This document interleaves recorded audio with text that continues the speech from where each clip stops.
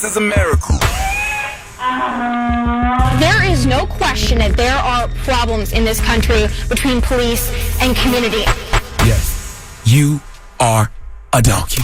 The latest on that police killing of a black man. Now to new developments in the deadly spa shooting rampage. And yesterday was a really bad day for him, and this is what he did. And so we are in a state of emergency. Okay, white supremacist violence is and always has been the number one threat to our society. But I'm also very proud that my wife is white. The Breakfast Club, bitches. All right, Charlamagne, please tell me, why was I your donkey of the day? Well, donkey of the day for Wednesday, January 17th goes to Republican presidential candidate and former governor of South Carolina, Nikki Haley. I have had the opportunity to have a conversation with Nikki Haley when I guest hosted The Daily Show last November. I had her on. I've also said repeatedly, I personally believe the Republican Party should move away from Donald Trump and the 91 criminal charges, 2 impeachments, and a host of other BS he brings to the table. That's an understatement, by the way. The GOP needs to move away from him, get behind Nikki. But they won't, because the white supremacist party doesn't really want an Indian American female representing them. I don't believe anyway. And the GOP, if, they can get Trump back in office, are so close to really taking over and punishing who they hate. Why would they give that up now? But those aren't the reasons we are gathered here today. We are gathered here today because Nikki Haley is in the news this week because she is the latest American politician to say America is not a racist country.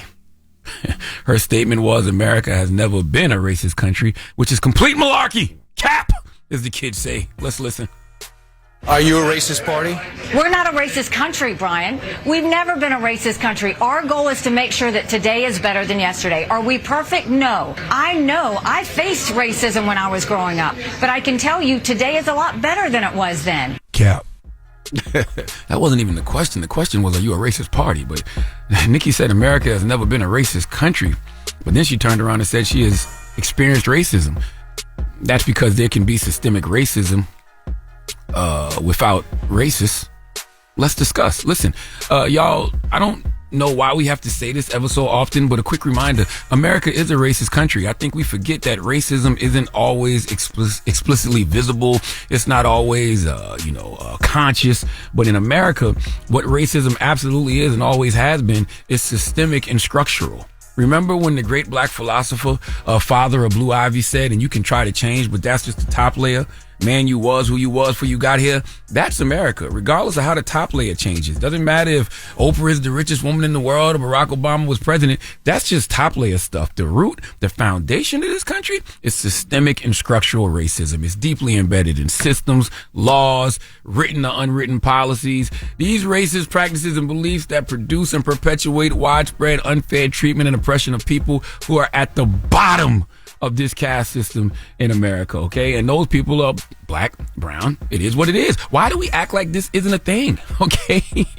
America was never a racist country. How many examples do you need right now? We don't even gotta, get in the DeLorean and go back to slavery or the Jim Crow South. We can talk about residential segregation right now, unfair lending practices and other barriers to home ownership. We could talk about, unfair barriers to accumulating wealth and environmental injustice and biased policing and sentencing of black men and black boys, voter suppression policies. There's a quote, and the quote is, those who cannot remember the past are condemned to repeat it. And when people say things like America is not a racist country or it's never been a racist country, that's them trying to not remember the past. And that is exactly why systemic racism continues to permeate all sectors and areas of society. Okay? Saying things like America is not a racist country or America has never been a racist country is why we have never truly fixed systemic racism. Because acknowledging the existence of systemic racism is the first step. All right? You can't heal what you don't reveal, and we're not going to ever heal because there's not a politician who truly wants to be honest about it. This isn't the first time I've given the biggest hee-haw to someone for making these type of statements. Oh, no. See, back in 2021, just 3 short years ago, my South Carolina brethren, Senator Tim Scott, delivered the GOP response to Biden's first joint address in Congress. And he said this. Hear me clearly. America is not a racist country. Cap. Well, that statement for the next few days caused the media to ask every person of color, Okay, every black and brown person who was in government, whether or not they thought America was a racist country. They asked, more of my South Carolina brethren, my OG Jim Clyburn. I love Jim Clyburn. I hope this doesn't get my invite to Jim Clyburn's world famous fish fry revoked this year. But they asked my OG and he said this. A racist country would never elect Barack Obama president or Kamala Harris vice president. So we should stop arguing about whether or not this is a racist country. It is not. Cap. They also asked Vice President Kamala Harris, is America a racist country? And she had this to say.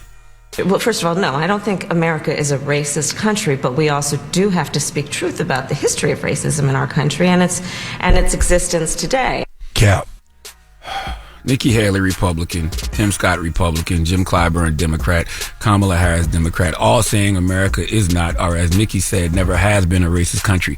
Every single one of those statements is just simply not true on any level. Absolute falsehoods, okay? The Vice President Kamala Harris said America is not a racist country, but the nation must speak the truth about its history with racism in this country. Speaking the truth about the history of racism in this country is acknowledging that, yes, America systemically and structurally is a racist country. Okay, saying this country isn't racist because they elected President Obama and, Vice President Kamala Harris is not accurate. Everybody in this country isn't racist, okay? I believe people aren't inherently racist, but once again, this country, this system is rooted in structural and systemic racism. The irony of OG Jim Clyburn's statements are they are actively trying to prevent us from ever having another President Obama now through voter suppression. And we can't even begin to discuss the impact of voter suppression on black communities. We're talking about, guess what? America being racist. And we're not even going to get into the Electoral College's racist origins, okay? I'm not smart enough to discuss that. But once again, you can't talk about that without talking about America being a racist country. All right, listen, here's what it is. Regardless of party, nobody talks about race honestly because when it comes to Republicans, racism is part of the GOP's ideological DNA. And when it comes to Democrats, they just scared. They just shook to death. That's why I call them cowards, okay? Democrats advocate for anti-racist policies, but then turn around and say America is not a racist country. It's stupid. And all because they are afraid to turn off hypothetical, imaginary swing voters. This is why people think Democrats are full of it, because when Republicans are telling their base their truth all the time, and Democrats are dancing around, okay, everything, Republicans look honest and Democrats look like liars. I know, it's strange.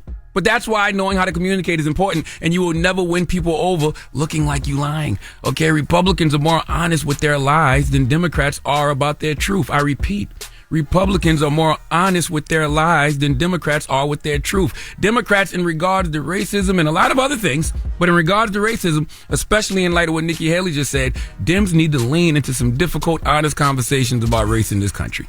You will win some people over, and you will lose some people, but anything is better than what y'all are doing right now. Okay, but I don't want to make this about Dems because, as I said earlier, regardless of party, no politician has conversations about race honestly in this country. But one more thing for Democrats, all right? You can't lay out all these examples of systemic racism and then turn around and say America isn't a racist country. You just dismissed your own position. Okay, if the Democratic Party was unified and they all collectively said America is a racist country and it's our job to fix it, it wouldn't be an issue. And it would be honest. But folks are scared to be honest. Okay, folks are scared to be honest because they know nobody in the party will have their back. And if you were honest, you would really show the glaring difference between yourself and Republicans, okay, in regards to racism. But in regards to racism, you all are saying the same thing. And that is deeply disappointing. It is deeply disappointing to listen to all of these people try to either deny or oversimplify racism. Okay, to either deny or oversimplify America being a racist country, or in the case of Nikki Haley, saying America was never a racist country to begin with. Please give Nikki Haley the biggest hee-haw. All right. Well, thank you for that donkey of the day. Yes, indeed. Donkey of the Day is sponsored by renowned personal injury attorney Michael the Bull Lamonsoff. Don't be a donkey when you need a fighter on your side. If you're ever injured, go to michaelthebull.com. That's michaelthebull.com. And when you mess with the bull, you get the horns. Wake that ass up. Early in the morning. The Breakfast Club.